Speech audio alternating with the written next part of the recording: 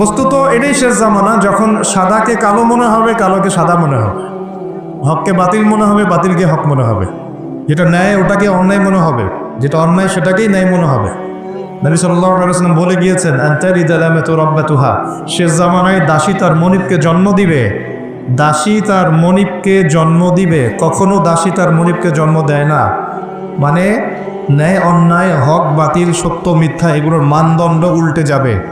ন্যায় হবে অন্যায়, অন্যায় হবে ন্যায়, হক হবে বাতিল, বাতিল হবে হক। যেটা সত্য সেটাই মিথ্যা মনে হবে, যেটা মিথ্যা সেটাই সত্য মনে হবে, যেটা অন্ধকার সেটাকে আলো মনে হবে, যেটা আলো সেটাকে অন্ধকার মনে হবে। আনতারিদাল আমাতু রাব্বাতুহা, হালালকে মানুষ হারাম করবে, হারামকে হালাল করবে। আর কথা বুঝতে পারছেন কি না বেশি গভীর হয়ে যাচ্ছে? আমি সহজ করার চেষ্টা করছি। এখন আসেন, আল্লাহ পাক বলছেন, ওয়াইয ক্বালা রাব্বুকা লিল মালায়েকা, হে নবী মুহাম্মদ বলেন সাল্লাল্লাহু আলাইহি ওয়াসাল্লাম, স্মরণ করেন সেই সময়ের কথা। আল্লাহ নবীকে বলা হচ্ছে স্মরণ করেন সেই সময়ের কথা, মানে মহাবিশ্বের লক্ষ লক্ষ বছর আগে, হয়তো কোটি কোটি বছর আগে। ওয়াইয ক্বালা রাব্বুকা লিল মালায়েকা, আপনার রব এই ফেরেশতাদেরকে বলেছিলেন। কাদেরকে বলেছিলেন? কি বলেছিলেন? ইন্নী জাইলুন ফিল আরদি খলিফা, আমি এই আরদে মানে পৃথিবীতে আমার খলিফা পাঠাতে চাই। সুবহানাল্লাহ। পৃথিবীতে কেউ ছিল না এর আগে, জিন জাতি ছিল। জিন জাতি, কোন জাতি? জিন জাতি বলে একটা জাতি আছে, বিশ্বাস করেন তো নাকি? আচ্ছা, এখন এই জিন জাতি যখন ফাসাদ সৃষ্টি করে, আল্লাহ পাক ওদেরকে সরিয়ে দেন, দিয়ে আল্লাহ পাক নতুন করে কোনো সৃষ্টি পাঠানোর ইরাদা করেন, তখন ফেরেশতাদেরকে বলেন যে আমি পৃথিবীতে আমার খলিফা পাঠাতে চাই। কি পাঠাতে চাই? শব্দটা আবার বলেন, খলিফা। আচ্ছা, এবার আসেন তো ফেরেশতারা বলেন, আতাজআলু ফিহা, আপনি কি এমন কাউকে সেখানে পাঠাতে চাচ্ছেন, মাইয়ুফসিদু ফিহা, যে পৃথিবীতে গিয়ে ফাসাদ সৃষ্টি করবে, দাঙ্গা হাঙ্গামা, ফাসাদ সৃষ্টি করবে, ওয়াসফিকুদ দিমা, এবং একে অপরের রক্ত ঝরাবে, রক্তপাত ঘটাবে। ওয়া নাহনু নুসাব্বিহু বিহামদিকা ওয়া নুকদ্দিসু লাক, অথচ আমরাই তো আপনার প্রশংসা করি, তাসবিহ পাঠ করি, কি প্রয়োজন? আপনি কি এমন কাউকে পাঠাতে চাচ্ছেন যে পৃথিবীতে গিয়ে দুইটা কাজ করবে? ফেরেশতারা বলেছেন কয়টা কাজ করবে? এক, বলেন, ফিতনা ফাসাদ সৃষ্টি করবে। দুই, একে অপরের রক্তপাত ঘটাবে। পুরো বিশ্বের দিকে তাকায় দেখবেন এবার, এই মানব জাতি এই দুইটা কাজ করতেছে, হয় ফিতনা ফাসাদ সৃষ্টি করতেছে, অথবা রক্তপাত ঘটাচ্ছে। এখানে ভাই ভাই রক্ত ঝরাচ্ছে, প্রতিবেশী প্রতিবেশীর, কোনো সময় সামাজিক এক দল আরেক দলের, কোনো সময় এক রাজনৈতিক দল আরেক রাজনৈতিক দলের, কোনো সময় এক বিশ্বের একটা দেশ আরেকটা দেশের। পুরো বিশ্বের ছোট থেকে বড় যে স্তরে আপনি উঠবেন দেখবেন রক্তপাত, রক্তপাত, রক্তপাত। নবীজি বলে গিয়েছিলেন শেষ জামানায় এই রক্তপাতটা প্রচুর বাড়বে, এত বাড়বে যে হত্যাকারী জানবে না কেন তাকে মারলাম, আর নিহত ব্যক্তিও বুঝবে না কেন আমি মরলাম। সুবহানাল্লাহ, চিন্তা করতে পারেন?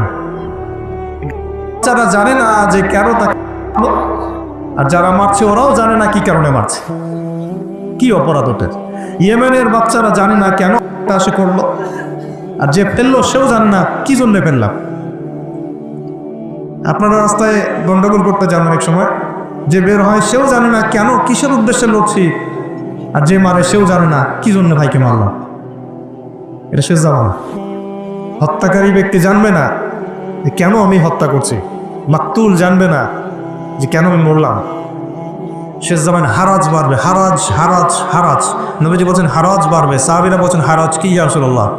নবীজি বলছেন যে মানে অস্বাভাবিক হারে হত্যাকাণ্ড বাড়তে থাকে। আমি পরিসংখ্যান দিয়ে দিই আপনাকে দুইটা। শুধু প্রথম বিশ্বযুদ্ধেই এই 4-5 বছরের মধ্যে প্রায় 1.5 থেকে 2 কোটি মানুষ মারা গেছে। কত কোটি? আর আরো বেশি, অনেকে বলেন 2.5 কোটি, 3 কোটি। আমি একটা মিনিমাম রেঞ্জ বললাম। আর দ্বিতীয় বিশ্বযুদ্ধে মারা গেছে প্রায় 6 থেকে 7 কোটি। 6 থেকে 7 কোটি।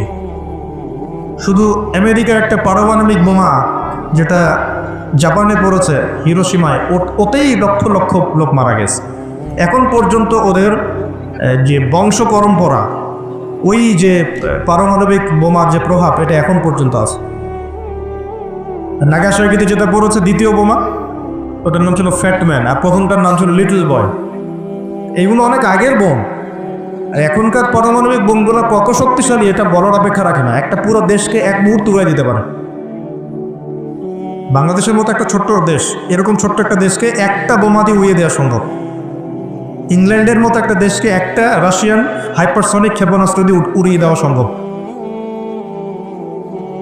আর এখনকার সমরবিদ্যা নিয়ে যারা ঘাটাঘাটি করেন তারা এটা আশঙ্কা করছেন যে প্রথম বিশ্বযুদ্ধের মতো, দ্বিতীয় বিশ্বযুদ্ধের মতো আরও একটা তৃতীয় বিশ্বযুদ্ধ হয়তোবা বিশ্ববাসী দেখতে যাচ্ছে।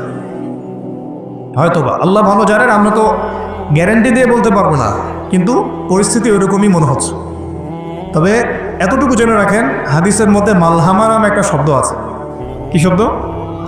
নবীজি বলেছেন ইউফ্রেটিস নদী, মানে ফোরাত নদী। ইউফ্রেটিস কোন নদী? এই ফোরাত নদী অচিরেই তার ভূগর্ভস্থ সোনার পাহাড় বের করে দিবে। ফোরাত নদী অচিরেই তার সোনার পাহাড় বের করে দিবে, এবং ওই সোনাকে নিয়ে মারামারি করতে আসবে যে মানুষগুলো, তাদের মধ্যে প্রত্যেক 100 জনের মধ্যে 99 জন মানুষ মারা যাবে। আর একজন ব্যক্তি যে বেঁচে থাকবে সে ধারণা করবে আমি সেই ব্যক্তি যে সোনাটা পাবো। আর মুসলিমদেরকে নবীজি বলছেন তোমরা যদি ওই সময় ওই জায়গায় থাকো, কোনো মুসলমান যদি সেটা দেখে, তোমরা সেই সোনায় হাতও দিবে না। আরেকটা হাদিস এসেছে যে অচিরেই রোমকরা, পশ্চিমারা আরবদের সাথে চুক্তি ভঙ্গ করবে এবং 80টা পতাকা নিয়ে তাদের বিরুদ্ধে যুদ্ধে নেমে যাবে। কয়টা পতাকা?